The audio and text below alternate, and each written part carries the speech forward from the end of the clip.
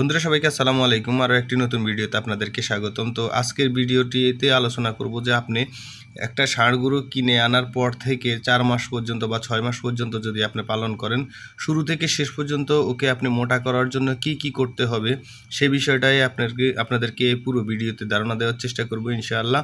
আশা করি এই ভিডিওটি দেখে আপনারা খুবই উপকৃত হবেন। তো আশা করি ভিডিওটি স্কিপ করে দেখবেন না। তো বন্ধুরা, আপনি যদি আমার চ্যানেলে নতুন হয়ে থাকেন তাহলে অবশ্যই চ্যানেলটাকে সাবস্ক্রাইব করে পাশে থাকা বেল আইকনটি বাজিয়ে দিন। আর শুরু থেকে শেষ পর্যন্ত দেখে যদি ভিডিওটি ভালো লাগে তাহলে অবশ্যই একটা লাইক দিয়ে দিবেন।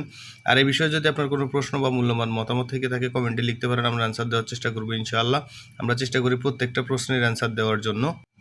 তো বন্ধুরা, আমরা অনেকেই আছে যে ষাঁড় গরু কোরবানির ৫ থেকে ৬ মাস বা দেখা গেছে কেউ ৪ মাস ৫ মাস আগে আমরা গরু কিনে আনি।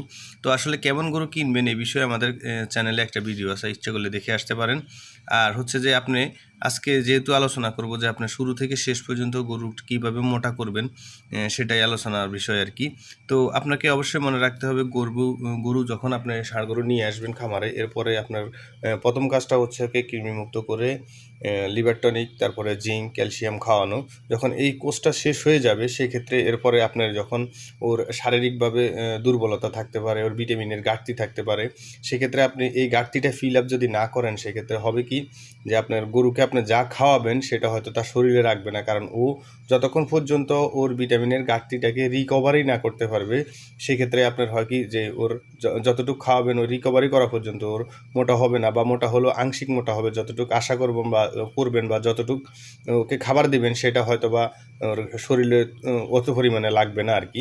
তো আপনাকে অবশ্যই মনে রাখতে হবে যখন আপনি ওর যে দুর্বলতাটা রিকভারি করবেন বা ভিটামিনের ঘাটতিগুলো রিকভারি করবেন, সেক্ষেত্রে হচ্ছে যে আপনাকে অবশ্যই ইনজেকশন প্রয়োগ করতে হবে, ভিটামিন ইনজেকশন। তো ভিটামিন ইনজেকশনের ক্ষেত্রে হচ্ছে যে আপনি রেনাডা কোম্পানির কেটাপস, তারপরে যে ADE3, এরপর হচ্ছে যে আপনার পপুলারের হচ্ছে যে অ্যামাইনোভেট, এই 3টে ইনজেকশন আপনার দেখা গেছে 100 সিসি করে যদি প্রাথমিক অবস্থায় মানে প্রথমবার ওদেরকে ফুস করেন, পরপর 3 দিনে দিবেন। মানে হচ্ছে যে আজকে 30 সিসি, কালকে 30 সিসি, এরপরে দেখা গেছে এর পরের দিন হচ্ছে যে বা একদিন গ্যাপ দিয়েও আপনি বাকি 40 সিসি দিতে পারেন, কোনো সমস্যা নেই।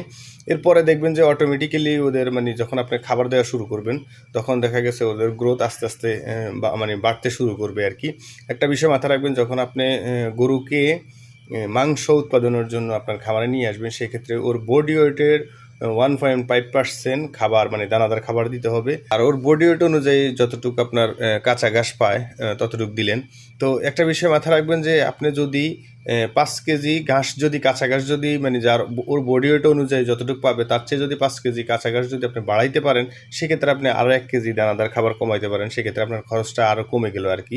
তো অনেকেই আছি আমরা যারা হয়তো দেখা গেছে মুরগির ফিড খাওয়াই, তারপরে হচ্ছে যে আপনার বিভিন্ন কোম্পানির ফিড খাওয়াই, যেগুলো খাওয়াইলে গরু মোটা হয়। কিন্তু একটা বিষয় মাথায় রাখবেন যে আপনি সচরাচর যদি কোনো কাস্টমার জানে যে আপনি এই গরুগুলোকে ফিড খাইয়ে মোটা তাজা করছেন, সেক্ষেত্রে অনেক সময় এই গরুগুলো বিক্রি করতে অনেকেরই হিমশিম খেতে হয় বা সমস্যা হয়ে যায় আর কি।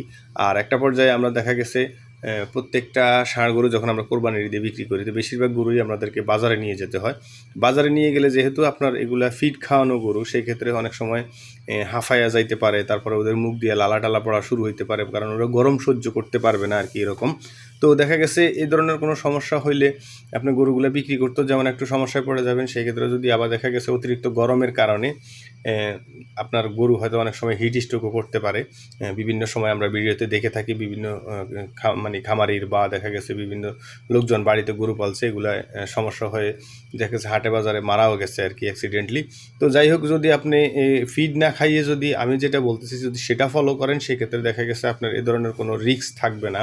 মানে আপনি ইনজেকশনটা ফুস করতেছেন যার ওর হচ্ছে যে মানে ইটা আর কি দুর্বলতাকে কাটিয়ে বা রিকভারি করে ওকে মানে মোটা করার জন্য। যে আমাদের যেই 3টা ষাঁড় দেখতেছেন, ইনশাল্লাহ আমরা এই 3টা ষাঁড়ের একটা ষাঁড়কেও 1 তোলা পরিমাণ আমরা ফিড খাওয়াই না, শুধু মানে এভাবে ন্যাচারাল খাবার যেটা কাঁচা ঘাস, দানাদার খাবার, আর হচ্ছে যে জিঙ্ক, ক্যালসিয়াম প্রত্যেক মাসে ধরেন। আর একটা বিষয় মাথায় রাখবেন, যদি আপনার প্রত্যেক মাসে আবার যদি আপনার মিনিমাম 10 দিন জিঙ্ক ক্যালসিয়াম দেন ওদের দানাদার খাবারের সাথে, সেক্ষেত্রেও আপনার মোটামুটি ভালো একটা রেজাল্ট আসবে। আর জিঙ্ক যদি আপনার প্রত্যেক মাসেই যদি দিতে পারেন, দেখা গেছে ওদের শরীরে যে অনেক সময় দেখা গেছে লোম পড়ে যায়, কিছু কিছু জায়গায় লোম উঠে, চামড়া দেখা যায়, এ ধরনের কোনো সমস্যা হবে না। আর জিঙ্ক অনেক সময় আপনাদের খাবারের রুচিও বাড়ায় আর কি।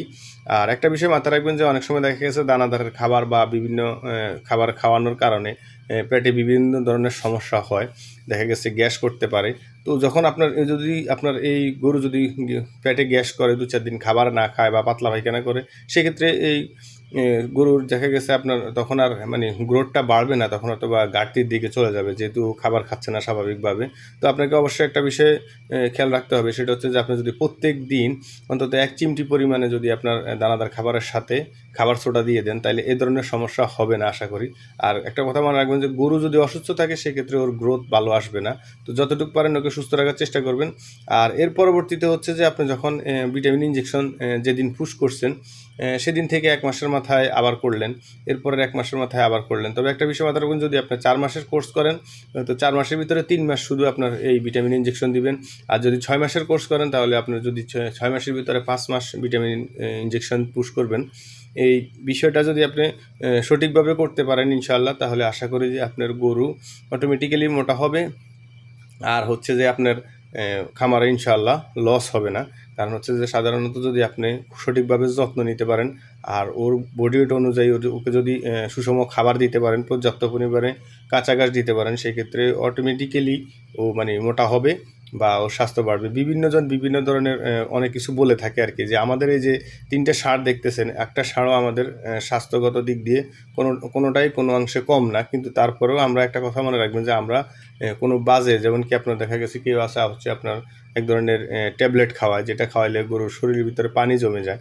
আর ওই গরু যদি আপনি সঠিক সময় যদি বিক্রি করতে না পারেন, যে কোনো সময় অ্যাক্সিডেন্টলি ও মারাও যেতে পারে।